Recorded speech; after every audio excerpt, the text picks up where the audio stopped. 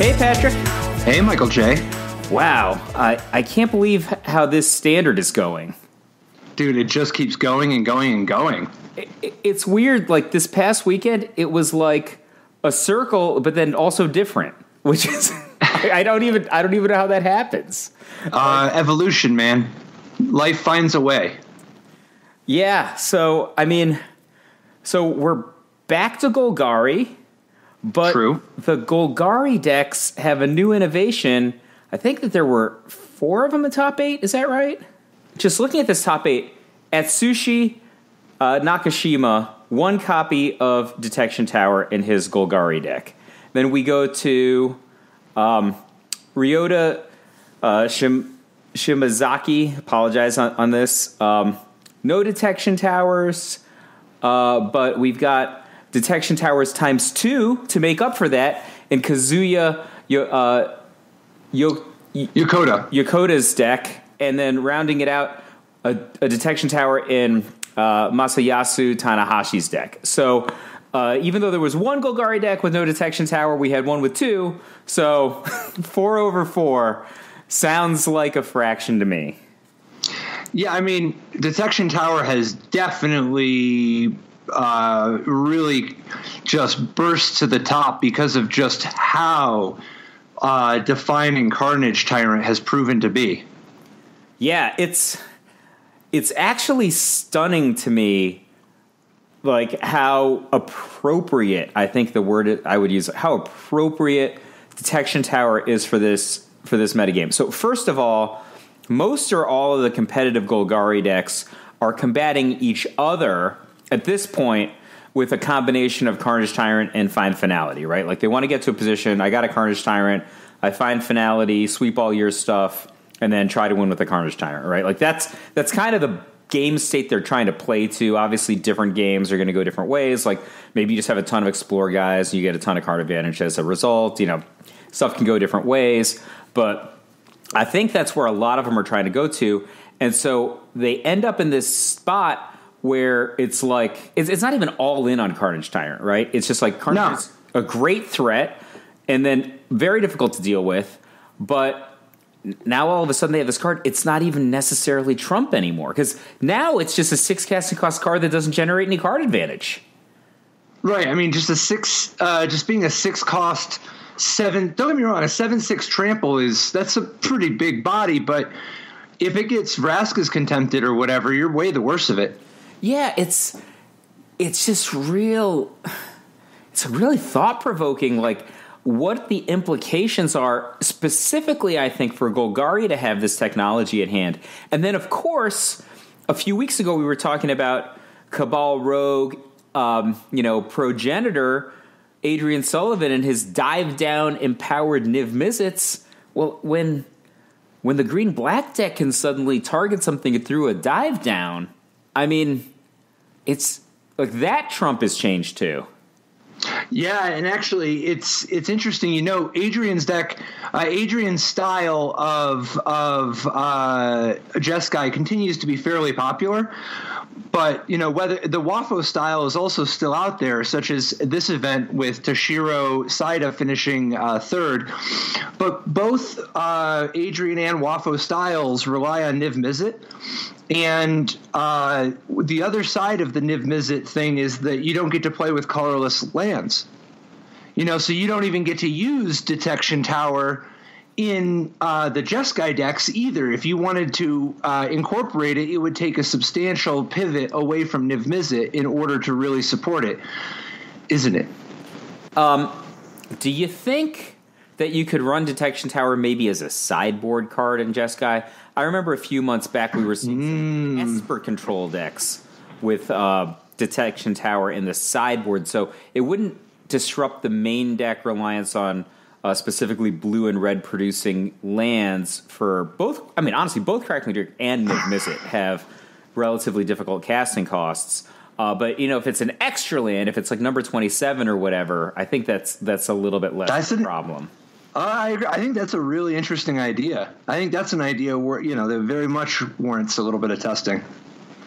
Because I know, like, from playing Jeskai against these Carnage Tyrant decks, God, I would love to sideboard in a detection tower against them, you know? Yeah, that seems like it would be real useful, especially a lot of your sideboard cards against the Golgari decks, like Star of Extinction, for example, or Expansion Explosion, you know, they don't punish you for having colorless lands. Like there's 5 in Star of Extinction and as many as you want in Expansion Explosion.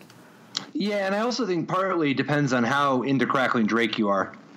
Like, I think Crackling Drake does make it a little bit harder, but your version involving sideboarding it on top of everything else, maybe it's not as bad. But, like, Adrian and anybody else who's de-emphasizing the Crackling Drake, they've got a little bit less of a price to pay early on. What do you think about, you know, as a former Jeskai control player yourself, or I mean, maybe current Jeskai control player, what are your assumptions? I'm back. I'm on Adrian style. When you're across the table from Golgari, what are your assumptions on how they're sideboarding? Because I feel like as a Golgari player, not that I'm a Golgari player, but as a Golgari player, you might want to max out on things that can destroy Teferi and or the big flyers, which includes stuff like, you know, Vraska's Contempt, whatever point removal cards that you might have. Are you imagining they're going in that direction, or are you imagining they're going to de-emphasize creature removal or removal in general? So I think to begin with, there is a fair bit of diversity among the Golgari decks in how much they're able to sideboard. There's also this big question of what their 5 cost, like their mix of Carnage Tyrants, Planeswalkers, and the Eldest Reborn, and Doom Whisperer. You know, basically their heavy stuff. There's a big question about what mix everybody's playing. I think that the Eldest Reborn is really good right now. I mean, I think it's a really good card, but I know that a lot of people have not always been as keen on it in Golgari. It's kind of ebbed and flowed, waxed and waned. And the champion this time, Nakashima, playing 3 copies of the Eldest Reborn and 3 copies of Duress out of the sideboard, plus that extra Carnage Tyrant. That is a lot of juice, and that's to say nothing of the like Thrashing Brontodon, the opportunity to slightly upgrade some of your threats, because I think Thrashing Brontodon as a hedge against Deafening Clarion is actually quite good. You know, particularly since it also can do things like disrupt somebody's ability to Ixalan's Binding your one of your Vraskas or something, but. If I'm playing against Golgari, with Jeskai, my expectation is that they're going to have some amount of stuff like Duress, the Eldest Reborn, more Carnage Tyrant if they're not already full, and then they're going to be just looking to upgrade some of their threats so that they can get more cards that are individual threats and a little bit less, Llanowar Elves or Seeker Squire or... just, a few less cards that just are not threats by themselves. Do you think they're going to leave Ravenous Chupacabra? Really? You think that they're going to cut Chupacabra? See, it depends on what kind of Jeskai I'm playing. I mean, I was playing Wafo style before that didn't have as much early, but I don't know. I really don't like being too reactive against these Jeskai decks because you end up just losing to Expansion Explosion. So that's true. I think that all the Jeskai decks are kind of, they have that backstop of Expansion Explosion, because if the Golgari deck doesn't kill them, Expansion Explosion will eventually win the game, right? And if we go back to like the Grand Prix in New York, New Jersey back in October, I mean, that's how Eli Cassis won, right? Like his deck was so biased towards that with an expectation of Golgari being one of the main enemies. But I really like Ravenous Chupacabra. And the reason is, between Ravenous Chupacabra and Vivian Reed, and to a degree the Eldest Reborn, it's just a ton of ways that you can potentially kill Niv Mizzet without triggering it. Right? Like, none of those cards trigger. I know, but that's just not... Okay, so how are you going to make room? If you look at Nakashima's list, like, you definitely are bringing in the 3 Eldest Reborn and the 3 Duress, right? Yeah, and I would assume, and the Carnage Tyrant. And the Carnage Tyrant and the Brontodons, right? And the Contempt. So if you're going to board in Vraska's Contempt, which I don't know that you really want to, by the way, but let's say you're going to board in Vraska's Contempt, Carnage Tyrant, the 2 Brontodons, the 3 Eldest Reborns, and the 3 Duresses, that's 10 cards. And that's not even counting in the event that you might be interested in Deathguard Scavenger, which I assume you're not. But so out of those 10 cards, I would actually be interested in Assassin's Trophy, actually. So that's 11. There you go. So walk me through which 9 cards you want to cut besides these 2 cast downs. Well, those were where I was going to start. Cast down, Wild Growth Walker. Really? Yeah. All right. So you cut 3 Wild Growth Walkers. No. Let's we can talk this through. No, let's cut them all. Yeah, let's cut them all. Cut the 3 Wild Growth Walkers. Let's see. This deck has 24 lands, so I would cut Seeker Squire. That's 5 or 6. You think Llanowar You got a long way to go, even if you cut all 4 Llanowar Elves. Well, once you cut Llanowar Elves, Vraska Golgari Queen looks a lot worse. But it's still pretty good, I think, Vraska Golgari Queen. Yeah. I mean, you're talking about boarding in Assassin's Trophy and stuff. I don't know. But, like, well, you're still several cards away, and you ran out. Like, even if you were to cut all the Llanowar Elves and you cut Vraska Golgari's Queen, you still haven't cut enough for your plan. Find Finality? Is that crazy? Yes. Okay. Seeker Squire is not crazy, though, right? You have to cut Seeker Squire, I think. Yeah, it's just a low imp. I mean, especially if you're cutting Wild Growth Walker. The thing is, Wild Growth Walker's too streaky to me, and the real reason that it's in the deck, you're not benefiting that much against Jeskai. So yeah, I don't know. I mean, it's tough. There's a lot of ins and a lot of outs. I mean, for sure that Karnish Shiner is coming in. For sure the Duresses, that's 4. For sure the Eldest Reborns, that's 7. I mean, I think I'd bring in the Content before I brought in the Deathguard Scavenger or the Brontodons. I wouldn't bring in the Scavenger, but I think, like, why would you not want the Brontodon? Brontodon's full on okay. I'm just saying I want the Contempt first. Okay. He's up in line first. I'm saying that Ravenous Chupacabra has got to be one of the cards that goes. Maybe not. I don't know. I think you might be right. Oh, so here's my thesis on this. The reason I want the Contempt, and maybe the Contempt just replaces the Chupacabra because they... No, but bring in the Contempt. I'm not arguing against Contempt. No, I'm just saying... They cost the same, right? Like, you have a similar window on the 2 cards then. But the Contempt is just, you get a consistent window against Teferi. Like, you just get one. And it's right there, right? It's not going to last for very long. It might not even last until the end of this turn. But you might be able to nab the Teferi before it ruins you. Sure, that's just not a great argument for keeping Ravenous Chupacabra. Oh, agree. I mean, after reasoning it out, also there's just not enough Niv Mizzets in most decks to justify all the ways to kill the Niv Mizzets we're talking about without triggering it, right? Even if you cut the Chupacabras, you're left with Vivian Reed and Eldest Reborn. In the worst case scenario, you're 5-4, right? I don't know, man. You can also just have ways to kill it and they draw a card, because sometimes if the game goes long, Niv Mizzets are really good.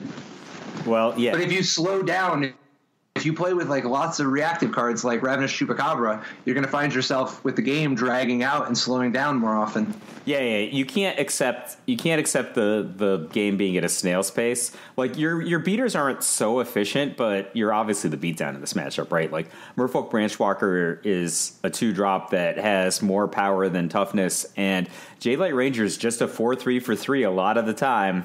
Get in there. A lot of this, yeah, I guess a fair bit. A lot of the time, he's 4/3 for 3. Speaking of which, one of the reasons I love Detection Tower so much in these Golgari decks is because it's like perfect for the Explore engine. Like if you were going to add a card that just adds this kind of functionality, land is such a perfect place to put that functionality. This deck has so much, incidental ability to find the Detection Tower without costing it a single thing. Yeah. Yeah, it's nice getting getting extra mileage out of that.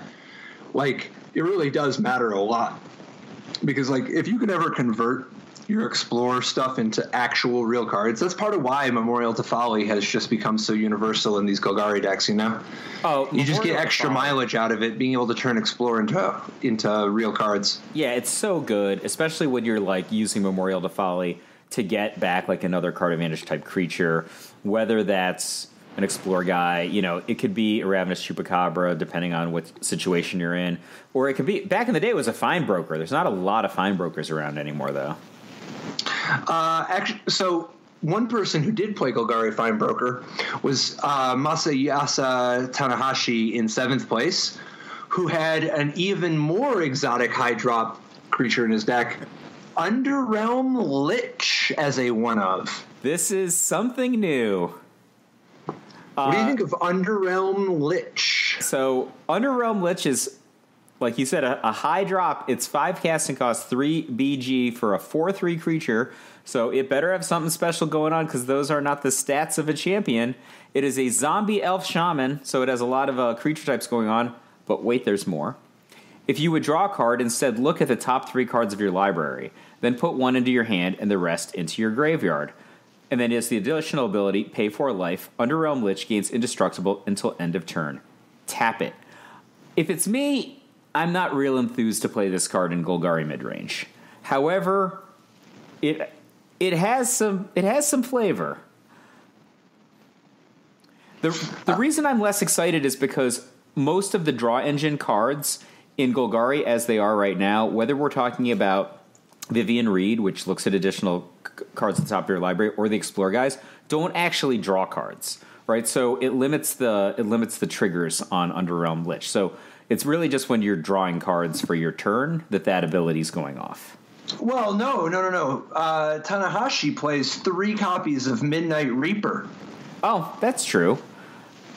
So I guess you're just like turning. I don't know. And sideways also Vraska Golgari Queen. You know. I think that's a little. I mean, like a Midnight Reaper's triggering is already a pretty strong engine in terms of grinding, right? Like, you know, kind of a 1 + 1 = 3 situation. Are you getting that much more out of just committing 5 mana and an important slot to Underrealm Lich at that point? I mean, you're really going to be in an advantage if you're triggering, but Okay, so here's another angle to look at. Underrealm Lich. When Underrealm Lich is in play, to start with, your graveyard cards like Golgari Fine Broker and Fine Finality obviously gain some utility, but just more options. But importantly, you can't deck.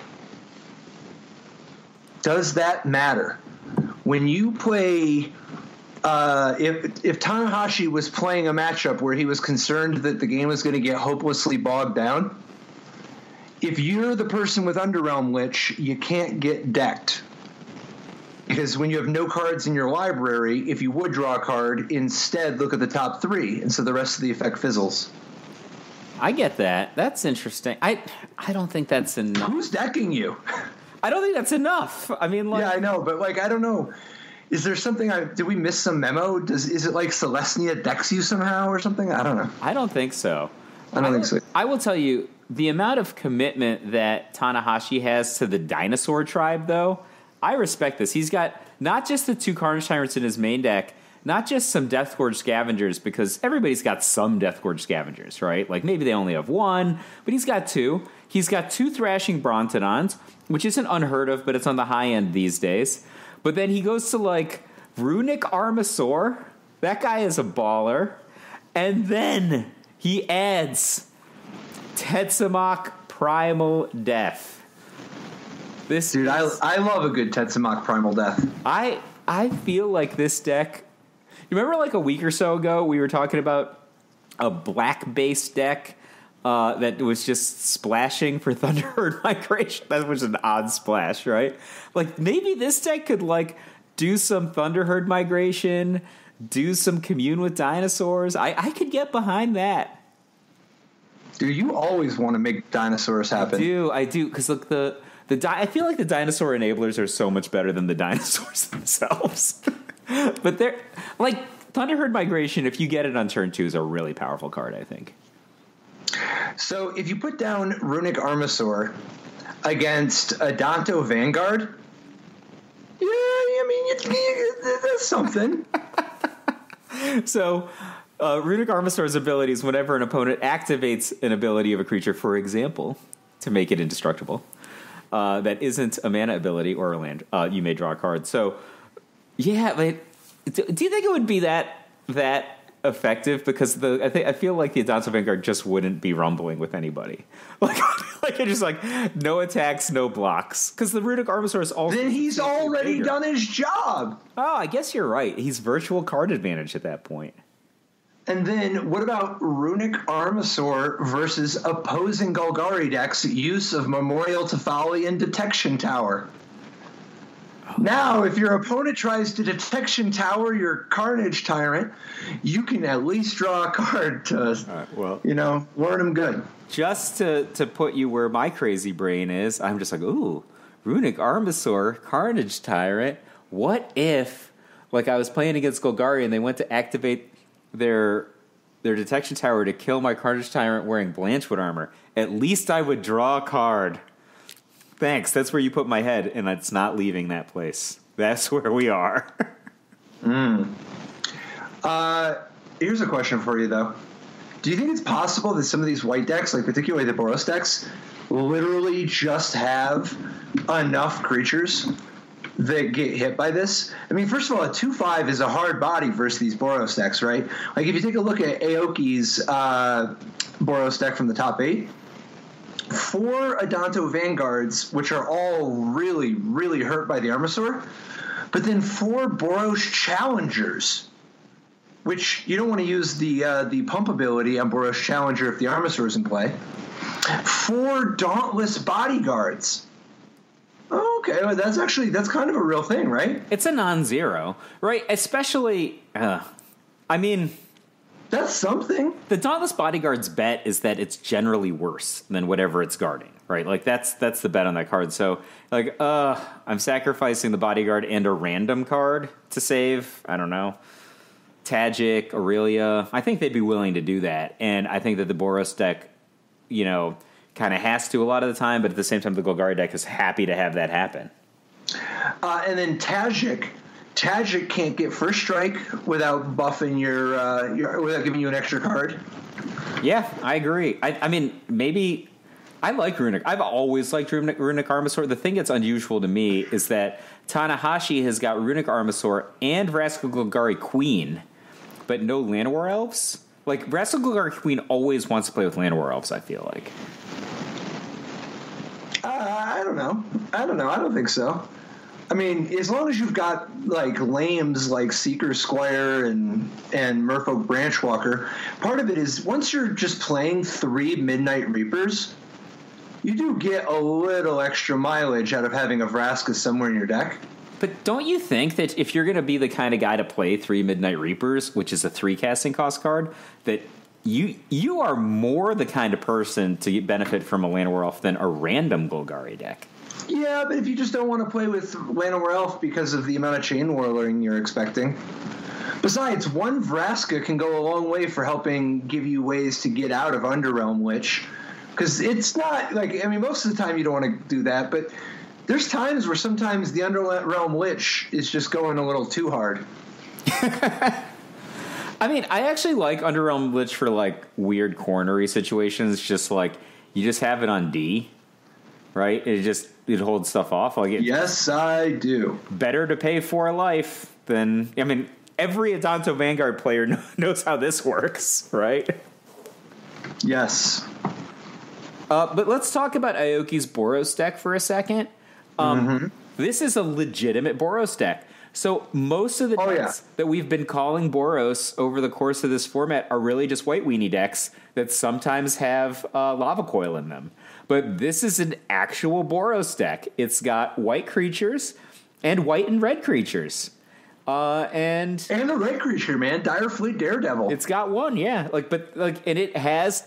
And so sometimes we see some that have angels, right? So we've seen Aurelias before, and we've seen Dawnbringers before, but this one actually is just based on the Boros mechanics. Boros Challenger, Tajik, Aurelia. Yep. But it still has, a little bit of that heroic reinforcements action. There's just a ton of Boros, and still just the 5 mountains.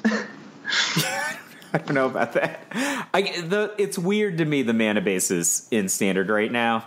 It's I'm not saying that's wrong. It's just kind of an eyesore. Do you agree with that? Like, Hunted Witness Mountain is not something that I want to be looking at in my opening hand. Well, I mean, you got to remember, part of your mana is sort of this idea of, if you can just play out one way, to begin with, maybe you can give yourself a couple extra turns to find the other color. And this is a deck that has Legion's Landing, Adanto Vanguard, Hunted Witness, History of Benalia, a Dauntless Bodyguard. So, like, it's not inconceivable that you can spend your first 2 turns with no red mana and still just play out like a normal game. I'm actually leaning the other way, Patrick. I just, don't want to see the mountains. That's, I know that they have to be there. I want to. Well, how are you going to play all these red cards? Yeah, I know. I want there to be more red-white dual lands, I guess. Soon. 2 more months, man.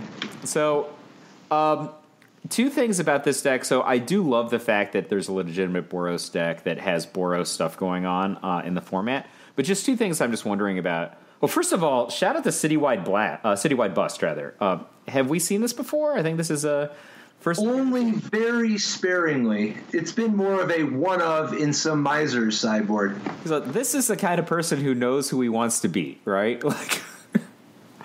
But moving to the pure aggro 1-drop base white weenie decks did not play Tocatli Honor Guard in their main deck. But I feel like if I were playing a more middle-ish Boros deck like this one, I would want to play Tocatli Honor Guard main deck. I don't know how you feel about that. And then only 1 Experimental Frenzy in the 75. That seems like a little dangerous to me. It's a little wild. Something I want to point out, though, on Citywide Bust. Let's say that your opponent is playing Niv Mizzet and is planning on giving Niv Mizzet hexproof. Yeah. Citywide Bust! Oh, yeah, it will take out every single Drake that they have on D also, right? Even if those Drakes only cost 3, Citywide Bust does not discriminate. Right, so that's kind of interesting, if you're going to play some amount of that stuff. Oh, I like it. Shout out to that card for reals. I think it was a good position to card this tournament. 1 Experimental Frenzy is perhaps at least partially linked to the idea of, well, you've got 2 Aurelias and you've got 3 Ajani, Adversary of Tyrants. Maybe they just don't want to play, and 2 Heroic Reinforcements. Maybe they just don't want to play a million 4-drops. What do you think? It's weird to cut the best one, but yeah, I mean, there was just Andrew Tensham went undefeated on day 1 in the New York, New Jersey Grand Prix. I mean, he didn't make top 8, but he went 9-0 or whatever on day 1, playing 4 Experimental Frenzy, 4 Treasure Map, and Fight with Fire in his main deck. So it's a very similar setup to other mid-range-ish sort of Boros decks, right? But his 4-drops were, quote, the best one, and then the enablers for the best one. And he had most of the other advantages. He just had that card instead of Ajani, right? Or Heroic Reinforcements.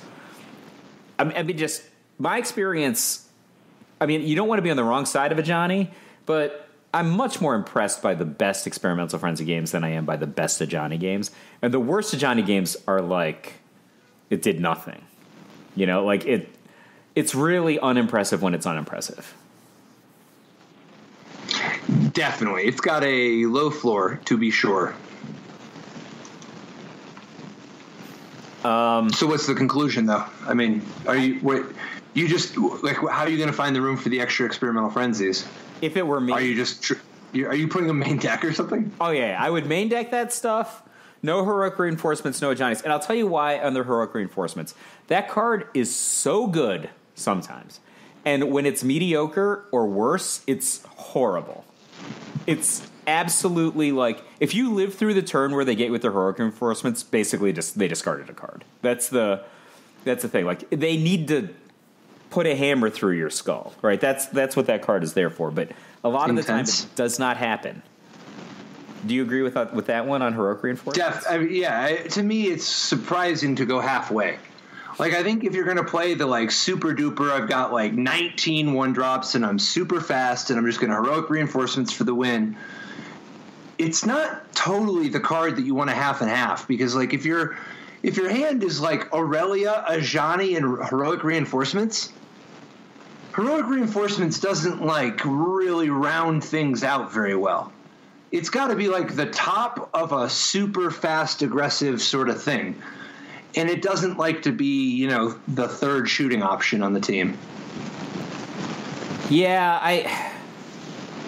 I don't know. I haven't played this build in particular. Like, I get the feeling maybe Aoki's deck has got enough different angles that I mean, it's weird is the wrong word. That I don't mean to be insulting when I said like one lava coil. Like obviously lava coil is awesome. We've seen it as many as 4 of in Brad's deck, for example, right? So he determined that these were the numbers that he wanted, and his deck obviously can play out in different ways. He has a 1-drop based game with Hunted Witness and Dauntless Bodyguard, and then he's got a Danto Vanguard for Jeskai. So he's got that aggro-ish plan, but his deck is clearly not the super aggro deck, right? He's got all these mid-range cards that are, and as well as like 4 copies of Conclave Tribunal. He's playing for like a 8 or 10 turn game, not for like a 4-turn game. Yeah. Yeah. I mean, this is a cool new take. It's so hard for me to get into this without another Boros dual land or something, you know?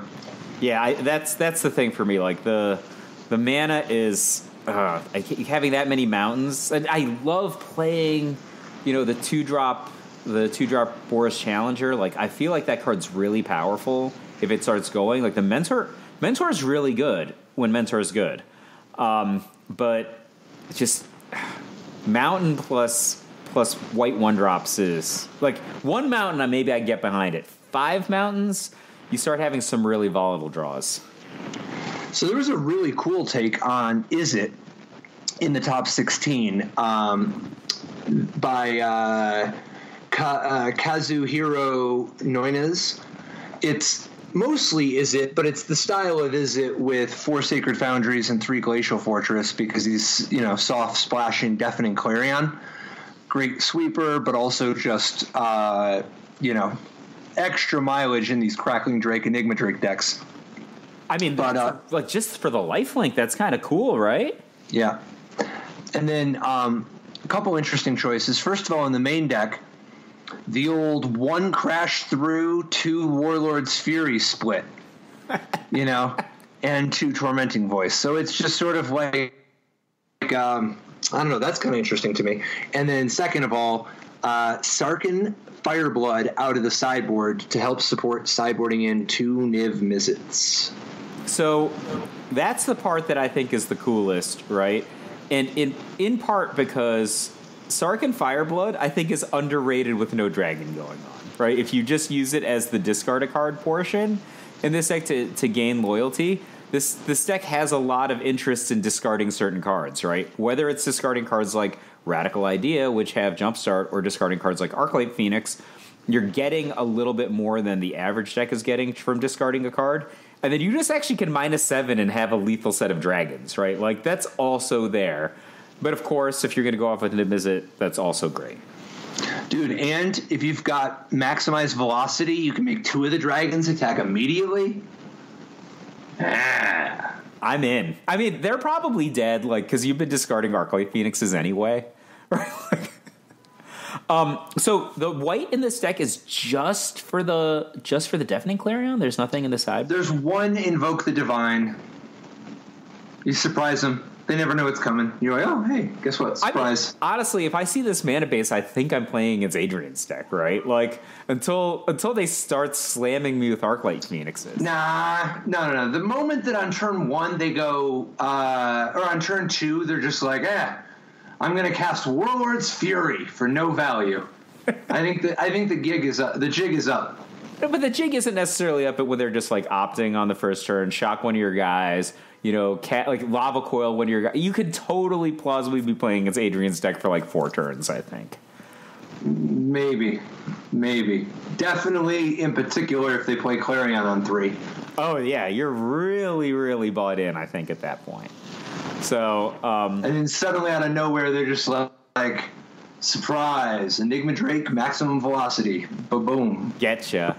If we actually jump back to the top 8 for a second. Please. If you want to look at these two Selesnya decks, their main deck is so similar, but one of them has got 4 copies of Adanto Vanguard, and the other one has like 4 copies of Thorn Lieutenant, and they're pretty much the same deck otherwise, right? Yeah, and they're pretty much the same deck, even counting those two. Yeah, so... No, Adanto Vanguard and Thorn Lieutenant are very different men, in my opinion. No. I mean, they're two sides of the same coin, right? Like, they're both trying to solve the same problem. Tell me more. Right. Okay, so... This one. So, Adanto Vanguard and Thorn Lieutenant can each be a legit threat on their own. Yes. Adanto Vanguard and Thorn Lieutenant are both good against removal, in particular, shocks. I mean, Thorn Lieutenant is unbelievably good against shock. And so is Adanto Vanguard. They're both durable, resilient 2-drops that if you draw them later are not dead. They're still, like, very live. Because what you need is you need to have something that's worth getting back with the Ajani Adversary of Tyrants. You know? At least in Naruki's list. And Thorn Lieutenant is something that's worth getting back, you know? Yeah. And in Natsumi's deck, he's got 2 Ajani Adversary of Tyrants. What else is he going to get back? Amara, Soul of the Accord, and then what? You need to have a 2-drop. Or are you saying that it's just a slam dunk between, one of them just slam dunk over the other? If it's me just going into this weekend, right? If I didn't know anything else, I would have been all in on Adanto Vanguard. And that's because my read of the format would have been very Jeskai heavy. And so, in my opinion, Adanto Vanguard is the strongest available offensive 2-drop for this strategy if you're expecting Jeskai. In my opinion, Thorn Lieutenant is much better against, like, Mono Red and Golgari. And, like you said, it's great against shocks. It's sized correctly for combat against a lot of the common threats, and it gets a little value sometimes. And it's also awesome in the long game, right? But it's not awesome really against Jeskai in the long game. Like, you're not really pumping this guy against Jeskai plausibly. I mean, you might sometimes, but not really. Yeah. I mean, if you're playing against enough seal-aways and stuff like that, Thorn Lieutenant gains some ground there, too. Oh, sure. It's way, way better against seal-away. But, the thing that I was a little upset by... upset's the... Or the Runic Armasaur? Yeah?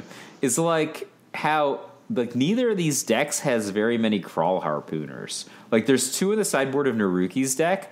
Like, in my testing green aggro decks, Crawl Harpooner is such an overperformer. Like, if all you do is get one of your guys removed by a shock in the first couple of turns, that guy just takes out an Enigma Drake or a Crackling Drake for free a lot of the time. Like, they've got, like, a 1/4 or something. You just, like, freebie it.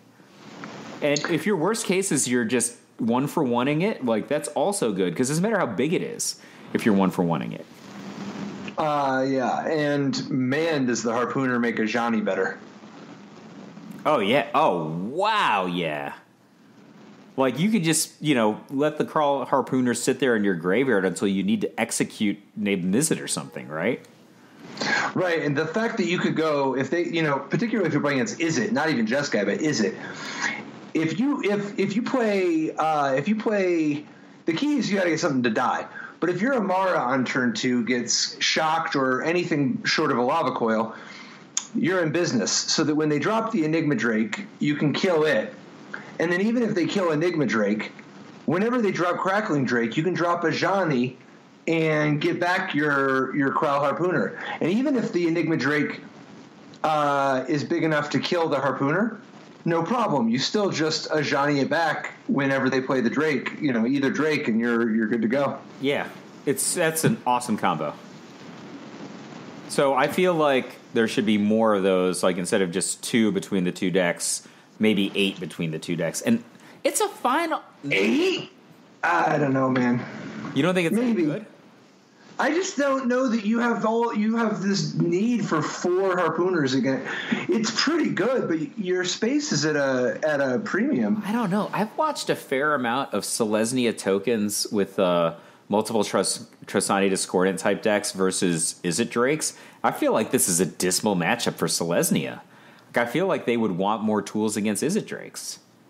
Okay, I have to see. Like, they just play these cards that are like pretty slow on the ground, and they're getting like Arclight Phoenix from the sky, and they have like so little interaction with it. Like, not no interaction, right? They can certainly win sometimes, but getting some guys that have reach, that can block, that can, you know, come down and execute sometimes a Drake for free and leave like a 3+ power creature to be buffed by a Johnny, like, that's all good. And they have text against Jeskai. I mean, I don't know. That's all stuff I would want. And just speaking to stuff I would want, there is an Izzet deck another Izzet deck in the top 16 from one of our heroes that quasi duplicate out of Yuya's Izzet deck. What a master. He's just, first of all, main decking the Niv Mizzet Perun plan because, let's be serious. So just 2 Niv Mizzet Perun, 3 dive down, another Niv Mizzet in the board. And then 1+1 Ral. He's got 2 Sarkans in the board. But he's got quasi-duplicate as a one-of. Quasi-duplicate. What do you think, man? Okay, first of all, I guess this is technically an Izzet Drakes deck. It is an Izzet color deck. It's Izzet and has 8 Drakes. It has 8 Drakes. But I think when you say Izzet Drakes, people think of cards like Arclight Phoenix, maybe, you know, Goblin Electromancer. They don't really think about Ral Izzet Viceroy, and if they think about Niv Mizzet, it's usually out of the sideboard. This is like a blue-red mid-range tap-out deck, not quote Izzet Drakes, despite having 8 Drakes. Like, this is a Protect the Queen deck, right? It's like, definitely get out a Crackling Drake, use Dive Down to protect it and kill the opponent, but it's also like a Spell Pierce deck, you know? And so it has way more reactive stuff than almost any Izzet Drakes deck has in the main deck. And then, like, Search for Iskant is kind of a weirdo in this strategy, isn't it? Oh, I don't know. I like the Search for Iskanta. I'm not saying whether I like it or not. I'm saying it's unusual in this archetype.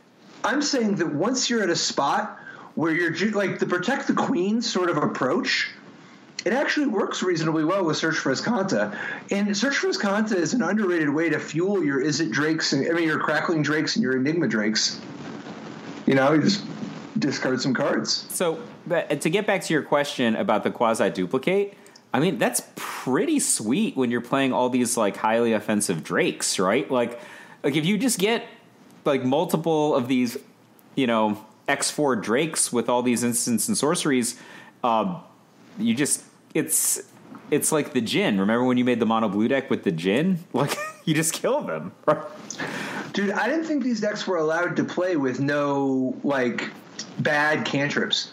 Like, where are the Warlord's Furies and the Tormenting Voices and the Crash Throughs? He's not an Arclight Phoenix deck, so he doesn't have the need to just be dumping 4 cards per turn. It just doesn't feel like it's fair. You should have to play with bad cantrips if you're going to play with Enigma Drake. No, he has the best elements of Adrian's deck, and he's putting it in a much faster shell. I think that he's on to something here, actually. Like, this looks really cool. It's not as fast as a regular Izzet Drake deck, but instead it just trades in like a little bit of speed for not having so much air. Sure. Yep. I'd be interested in working on this one a little bit. This is a promising list. Yeah, I love, and he has more Niv Mizzet in the sideboard. I'm kind of in love with this deck. You know what I wish he had? What's the one that's blue-red for the enchantment? Firemind's Insight? Is that the name of it? Yeah. I wish he had that card somewhere. That card seems like it would be really good in this deck. That'd be interesting. Have to see just is it giving you the dimension that you really need after sideboarding? Like, is that the new? Because one of my concerns is that if you're already searched for Azcanta main deck, then there's less. You're getting less new of a dimension, because I think Firemind's in the Firemind. A lot of the power comes from when you play with lots of cheap cantrips, so that you can actually get it up to get it charged up.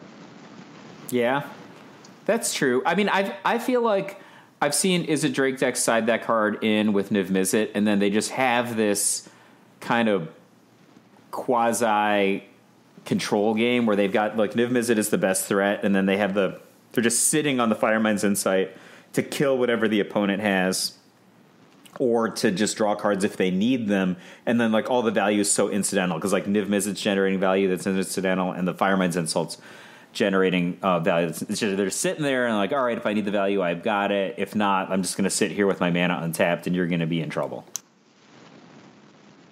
Yeah. Well.